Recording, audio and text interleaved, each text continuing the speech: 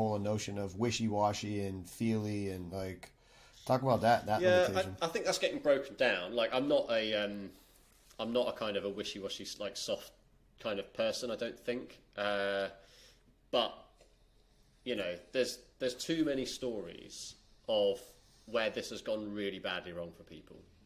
You know, there's too many stories in all elite sport where it's ended with death, basically. And so I think, like, if you start there, it's not overly soft. You can move backwards, and this isn't about hand holding and kind of mollycoddling at all. And I think I was sort of, so we embed psychologists, clinical psychologists in Built Visible, my company, and we're a marketing agency, right? And the reason we do that is because we're quite high performing. You know, we're quite a boutique, kind of a specialist agency. People pay us a lot of money to do what we do, and that comes with pressures, and it comes with you know, like demands, basically.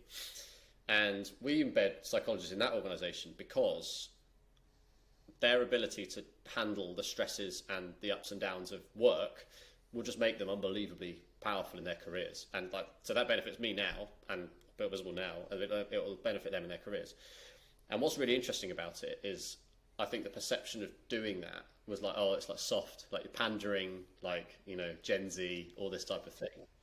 You know, and like I'm an old goat, so I'm like, oh yeah, whatever. But I think the reality of it is that if you actually do it, it's like fucking hard work, because you have to look, you just have to look in the mirror. That's the thing. Like at the end of the day, it's like you're just looking at yourself and you're deciding whether you're in control of what you're doing, whether you're regulating yourself, whether you're I don't know, like you just have to be honest. And I think that's quite hard, and I don't think everyone does that every day. So yeah, I don't think it's too wishy-washy. Certainly, with what the things we've pulled out is all the exercises, all the sessions that Nicola does are like, they're hard. Like you have to kind of put a bit of time aside and be like, right, I've got to really think about this. Yeah. I think you're right too, though. The more you have to look inside, like you know, tying it again to athletics, like look inside. How well do you know the opponent? How well have you prepared yourself? And when you have to start to do that, you start to learn about some things about yourself, but that then helps you ultimately on the field. So when you do this, it's going to ultimately help you for that transition, yeah, right? 100%, 100%. And it's like it's like the soft mollycoddling thing is like, I think like, I don't know, particularly I run quite a young company, and like people get very stressed and very worried about things that sometimes I think don't matter, you know? And like even understanding that sometimes things don't matter is a massive benefit. So like if you're like you're saying, if you're training for something and you're trying to perform at your best, it's as much about what you do as what you let go and don't worry about, you know, in terms of focus. And that you can only do that by just understanding yourself a little bit more. So yeah, completely agree. Within that, have you noticed that there might be a difficulty for, you know, your niche is specifically rugby? People coming from different clubs, and without, you know, you're not going to name names of the clubs, but okay, if the coaches emphasized all these little things, and then these guys now have no ability to let go because they've just been yelled at for years upon years of this matters, this matters, this matters, this matters. Like, has that been harder than any of the other cases or the people that have been, you know, in the course? What do you mean by that? Sorry. Like, okay, so, you know, if there's one style of coaches where they're just like, you know, on them about Right, every yeah, little thing, like this fucking matters, this fucking matters. And then like now, like you said, they've just been let go, and it's like, oh my God, is that former athlete, harder to transition than the ones that maybe the coaches were like, hey, you know what?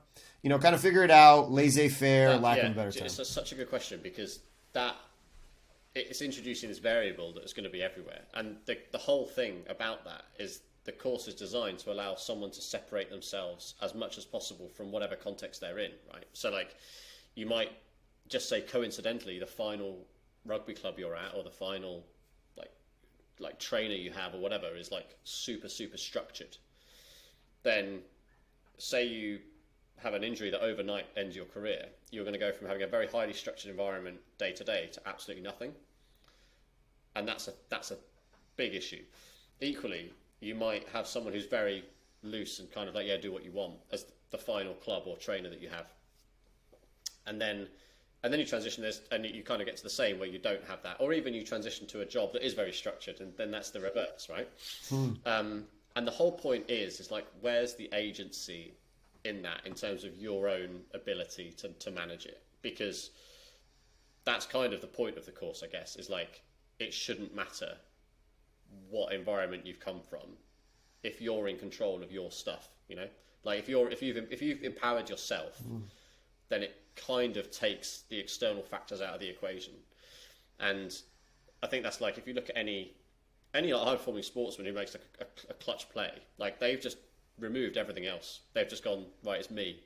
So I was rewatching The Last Dance the other day. You see like Jordan just like making these shots, and he's just in his own way. He's just like bang, like nothing else around is really mattering to him. He's just so focused because he understands what he needs to do to get into the zone to perform optimally, and then blocks everything else out. And I think that's kind of why it exists in a pretty fundamental way, because that's such a variable, isn't it? Like, who knows what that looks like for someone. What have you found that the best people who have transitioned successfully have been able to, like, you know, obviously they go through your course, but then, you know, treat it like exercise again. Like, okay, hey, rehab for an injury. They got an injury. They went through rehab. Now they're in the strength and conditioning program. Okay. Athletes done playing. They transition. They do this program. Is there touch points with you all again? Like, how does it work in an ideal world with the people that go through the course in their transition? Yeah, so I put it on the website where I was like, in the FAQs, I said like, one of the questions I've written is like, is this a one-stop shop? And that ideally, like, obviously, yeah, it would be great if someone could come in, do the course, and be like, right, I understand myself so much that this is going to be absolutely fine. I'm going to sail through life, and I'm going to be a billionaire. Like, okay, great, cool. Like, the reality is probably not. And I think like what we want to do with it is, hopefully it just helps people understand enough that they can begin to move on, and they can kind of attack their new career, their second career, like with more velocity, basically. The other thing we've layered into it, and I'm kind of looking at building a bit of community around it, as one thing is like, I think we're looking at, but also from an accessibility standpoint, like getting the proper care and like following up with this and diving deeper into something is, again, really inaccessible. So like, who do you go and see? Like, even earlier on, you were like, what's the difference between a psychiatrist and a psychologist? Like, who?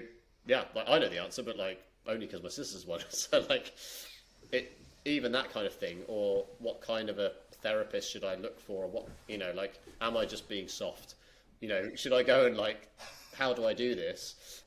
Is a barrier. So like, one of the things we've done is like put in like preferential rates so that people can carry on and explore it further with Nicola if they want to, and it's not going to completely break the bank, because that's part of the reason like sporting organisations don't lay it on, is because it's expensive, and it's expensive because it's effective, and it's effective because it's clinically underpinned, and so we're trying to make it more accessible, you know, within reason as well. But yeah, I think like it'd be great to like expand it out to a community, like run events. That's one of the big things we want to do with, like, it's not a money making exercise at all. Like, neither of us are running it to like try and make money, but if we get like enough people in and that kind of thing, is like, we'll just reinvest that money, run events, build a community, like do all of that kind of stuff. Because I think building a good network of